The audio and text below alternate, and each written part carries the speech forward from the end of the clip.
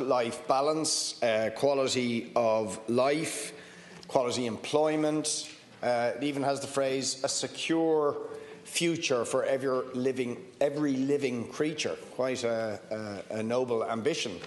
I want to shout out for a group of workers very close at hand who don't have any of those things, and they are the majority of people who work for Oireachtas TV and who broadcast these proceedings from this Dáil chamber, from the Shannon chamber, from the committees, but who are only employed on the days that we sit, and that means that over the course of the year they earn about €12,000.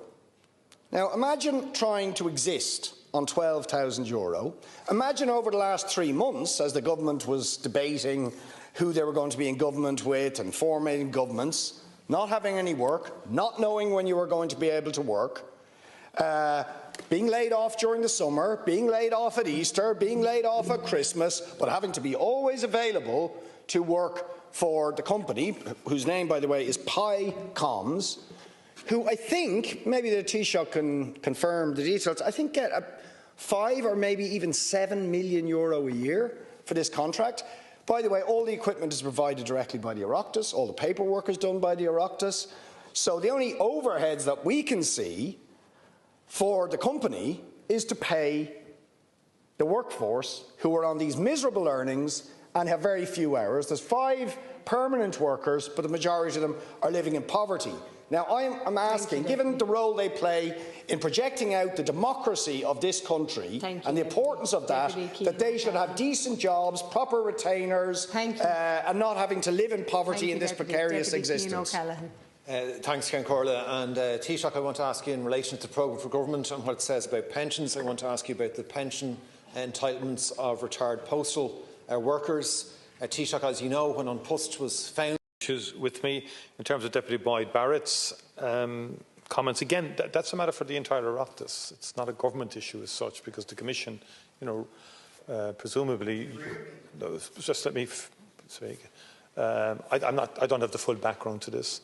I don't know whether these are self-employed contractors or how the company won the contract, but it seems to me to be fundamentally an issue that deputies should raise in the context of the Commission and the organisation of the House. And I don't know whether you have done that or not in the context of the House, but that's, I think. But yeah, but I know. But I mean, I don't think this issue has been raised with me anyway in the past. Never has been. Yeah, but I'm just wondering, have you've been in the House a long time? I'm just wondering whether you have. It was only raised with me last week. Fair enough. All right. Okay. Anyway, I think it is a matter for the Commission. We will certainly check it out and examine, see what has happened. Deputy O'Callaghan, I think it's. Taoiseach, the people who broadcast the proceedings in this Dáil, who work for Oireachtas TV, many of them, most of them, are on precarious contracts, of if and when contracts, where they don't basically get paid if the Dáil isn't sitting, if the committees aren't sitting, during Christmas, during summer, during breaks. Most of these part-time workers are earning about €12,000 a year. I couldn't believe it when they told me.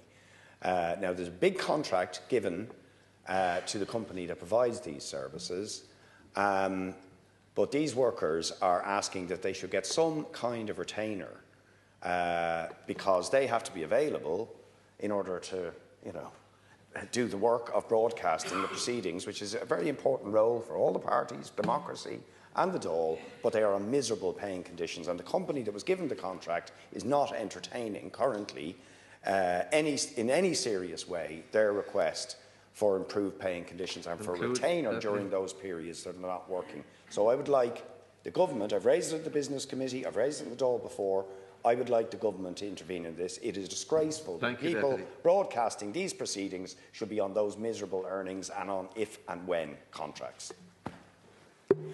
Thanks very much, Ken Corla. Thanks to Deputy Boyd Barrett for raising the issue, and thank you to those workers and everybody who works in the Oireachtas complex for the important role they play in how this place functions and our democracy and the broadcasting of that to the public. It's not out of any lack of sympathy or respect for the workers and the issues you raise, but I would point out this is a matter for the Oireachtas, and we've had very significant debates around the difference between the Oireachtas and the government in this House in recent times. My understanding is we're due to very shortly constitute the new Oireachtas Commission, and perhaps that could be a forum in which this could be discussed. And the government will have members on it too, and government parties certainly take precarity of employment very seriously too. Thank you. Deputy Michael Collins.